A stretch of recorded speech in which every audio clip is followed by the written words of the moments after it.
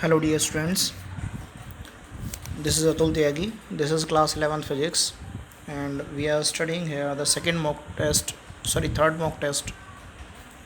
So first question of this mock test is the dimensions of a physical quantity dash on a system of units.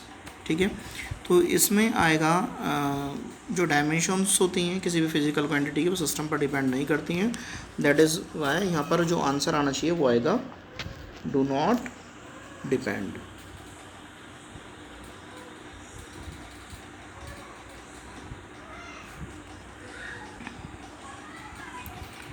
Next question, a physical quantity that does not have any unit must be. कोई भी physical quantity जिसकी कोई unit नहीं है वो उसकी dimensions होगी या नहीं होगी, तो यहाँ पर आना चाहिए dimension less. Okay, so answer is dimensionless.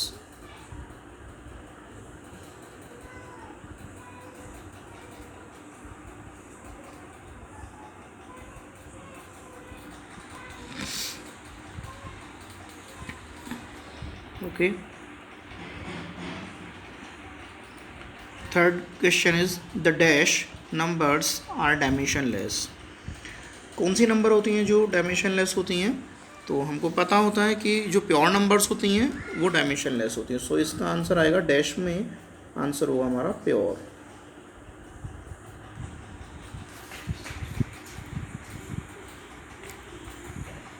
Fourth question है the physical relation involving logarithm, exponential, trigonometric ratios, numerical factor etcetera dash be derived by the method of dimensional analysis. In fact जो भी हमारे हैं जैसे कि लॉगरिथम इन्वॉल्व हो रहा हो, एक्सपोनेंशियल्स इन्वॉल्व हो रहा हो, ट्रिग्नोमेट्रिक रेशोज इन्वॉल्व हो रहे हों, न्यूमेरिकल फैक्टर्स इन्वॉल्व हो रहे हों, तो इस सिचुएशन में हम इस टाइप की जो डायमेंशनल एनालिसिस के थ्रू हम इस टाइप की जो क्वांटिटीज़ हैं या रिलेशंस हैं उनको हम डेराइव नहीं कर सकते. सो यहाँ पर आएगा कैन नॉट. सो डैश की प्लेस पर आएगा कैन नॉट.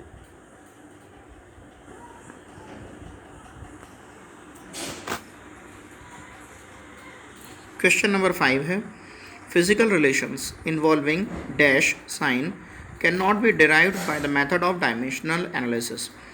डियर स्टूडेंट्स, यहाँ पर एडिशन या फिर सब्ट्रैक्शन आएगा, क्योंकि यदि किसी फिजिकल रिलेशन में एडिशन या सब्ट्रैक्शन आ रहा है तो हम उसे डिराइव नहीं कर सकते bye the method of dimensional analysis. जैसे कि हमारी इक्वेशंस ऑफ मोशन है उनको हम डिराइव नहीं कर सकते बेसिकली. तो यहाँ पर आएगा एडिशन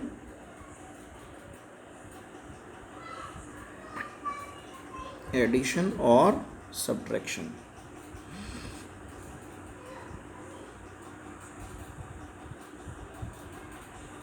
ठीक है, इसका एग्जांपल है, आप सपोज कीजिए आपसे यदि बोला जाए कि आप इसे ड्राइव करो तो प्रॉब्लम होगी आपको. ऐसे equals to ut plus 1/2 at square जो कि सेकेंड इक्वेशन ऑफ मोशन है.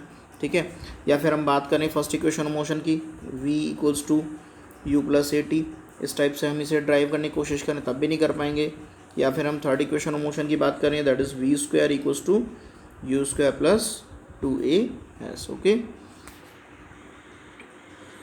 सो next question is question number 6 है if dash of two physical quantities are same these need not represent the same physical characteristics. For example, torque and work have the same units and dimensions but यहाँ s but लिखा हुआ है, ये थोड़ा सा mistake है. यहाँ पर केवल ये बट है, but their physical characteristics are different. देखिए बेसिकली क्या है हमारा, यहाँ पर हमको पता चल रहा है कि किन्हीं टू फिजिकल क्वांटिटीज़ की क्या चीज़ सेम होनी चाहिए, वो यूनिट्स और डायमेंशंस होनी चाहिए. और यदि वो सेम हैं तो इस बात ये ज़रूरी नहीं है कि वो सेम कैरेक्टरिस्टिक्स शो करेंगी. ठीक है, जैसे कि टॉर्क का अलग फंक्शंस हैं और जबकि वर्क के अलग फंक्शंस हैं. और इसी प्रकार से हम ले सकते हैं एनर्जी को ले सकते हैं. एनर्जी का भी जो डायमेंशनल फार्मूला है वो सेम होता है. सो यहाँ जो डैश वाली पोजीशन में आएगा वो होगा हमारा, जस्ट ए मिनट, जो डैश वाले पार्ट पर आएगा जहाँ पर डैश शो हो रहा है यहाँ पर इस क्वेश्चन के लिए, क्वेश्चन नंबर 6 की बात कर रहे हैं हम, तो यहाँ पर आएगा यूनिट्स, UNITS यूनिट्स, और dimensions, DIMENSIONS।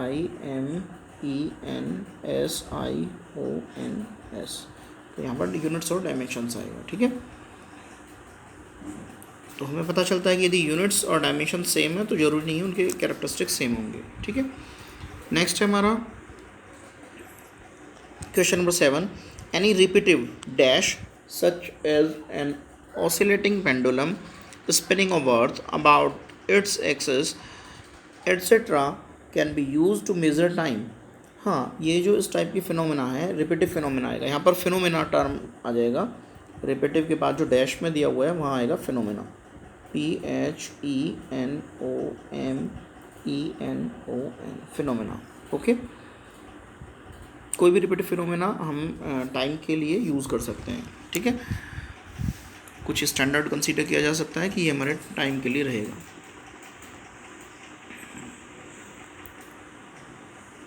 Measuring tool consider किया जा सकता है। क्वेश्चन नंबर 8 है हमारा, the product of numerical value of the physical quantity and its unit remains. हमको पता होता है Q इक्वल्स टू NU होता है, हमको पता होता है Q इक्वल्स टू NU होता है, जहाँ पर N क्या होता है हमारा नंबर को रिप्रेजेंट करता है, ठीक है, और U किसको रिप्रेजेंट करता है, यूनिट को रिप्रेजेंट करता है, या नंबर का मतलब है मेरा न्यूमेरिकल वैल्यू से, ठीक है। यहाँ पर नंबर का मतलब है न्यूमेरिकल वैल्यू से। तो यहाँ पर हमारा ये जो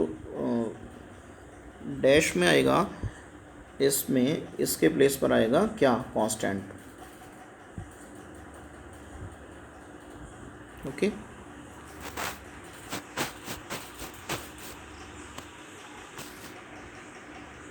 the product of, question number 9 है हमारा, the product of numerical value N and unit U of physical quantity is called dash of the physical quantity. तो यहाँ पर आएगा मैग्नीट्यूड, मैग्नीट्यूड जो होगा हमारा न्यूमेरिकल वैल्यू और जो यूनिट है उनका प्रोडक्ट जो होगा वो हमारा बोला जाएगा उसका मैग्नीट्यूड, किसी भी फिजिकल क्वांटिटी का। तो यहाँ आंसर होगा magnitude, MAGNITUD, magnitude. Question number 10, angle is the exceptional physical quantity which though is a ratio of two similar physical quantities, angle by radius, formula है हमारा एंगल आर्क में हम बाई रेडियस, ठीक है ना, sorry angle equals to arc by radius. यहाँ equal का sign हो रहा था, जस्ट ए मिनट, यहाँ पर इक्वल का साइन आता ये वाला, ठीक है, angle equals to arc by radius, but still requires a dash to specify it along with its numerical value। so इसका आंसर होगा यूनिट, इसका आंसर है हमारा यूनिट, ठीक है। यहाँ पर सेम फिजिकल क्वांटिटीज़ का रेशियो होने के बावजूद भी उधर आर्क है उधर रेडियस है, तो तब भी इसके लिए यूनिट है हमारी, और यूनिट क्या है हमारी इसकी, क्या है, यूनिट है हमारी इसकी डिग्री है, या फिर SI में यदि हम बात करें तो रेडियन है, ओके।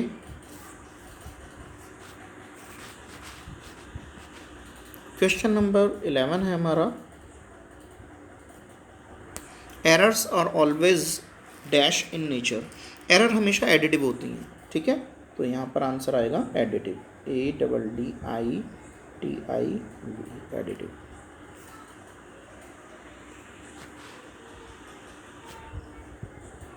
क्वेश्चन नंबर 12 है हमारा, the unit and dimensions of absolute error are dash as that of quantity itself. तो इसका आंसर है यहाँ पर आएगा, डैश के प्लेस पर आएगा same,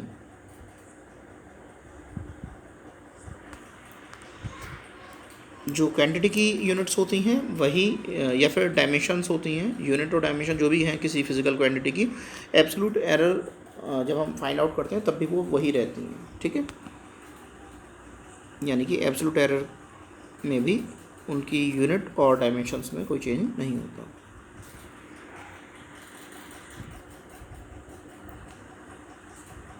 question number 13, absolute error is dash dimensionless quantity. अभी मैंने पहले ही बताया पिछले क्वेश्चन में, क्वेश्चन नंबर 12 में, कि उनकी डायमेंशंस भी होती हैं और यूनिट भी होती है, और वही होती है जो फिजिकल क्वांटिटी की गिवन है। सो यहाँ पर क्या आएगा, नॉट आना चाहिए, डैश में क्या आना चाहिए, नॉट। जो फिल करना है आपको यहाँ पर नॉट फिल करना है, means absolute error is not dimensionless quantity. Question number 14, relative error is dash quantity. हाँ, यहाँ पर आएगा आपका डायमेंशनलेस, क्योंकि ये हमारी डायमेंशनलेस है, DIMENSIONLESS।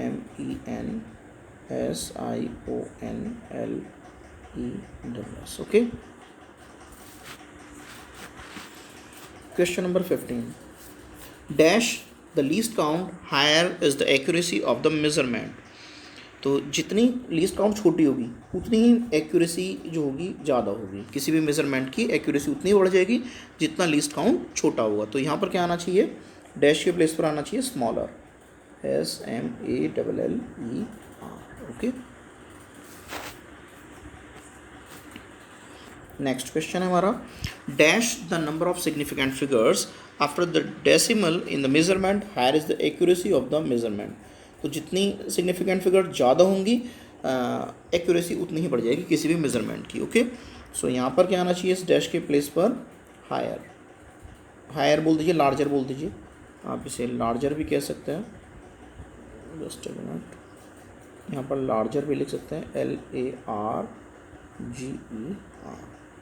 लार्जर। क्वेश्चन नंबर 17 है हमारा, significant figures dash if we measure a physical quantity in different units. अब वही बात आती है, सिग्निफिकेंट फिगर्स चेंज नहीं होंगी, ठीक है। तो यहाँ पर क्या होगा हमारा,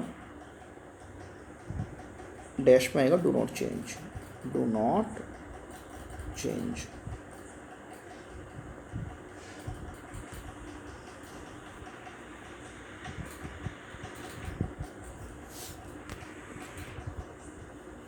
क्वेश्चन नंबर 18 है, significant figures are the number of digits up to which we are sure about their dash. तो यहाँ पर आएगा एक्यूरेसी, जो ये हमारा डैश वाला पार्ट है, यहाँ पर आएगा ACCURACY, एक्यूरेसी।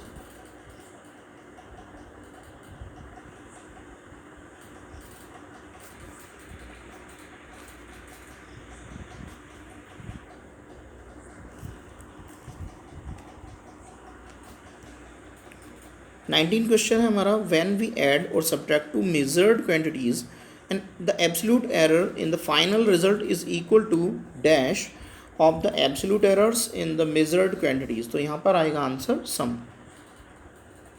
डैश में आएगा सम। हमने डेरिवेशंस करें इनके, errors in addition and errors in subtraction, तो दोनों में ही हमारा सम आया था।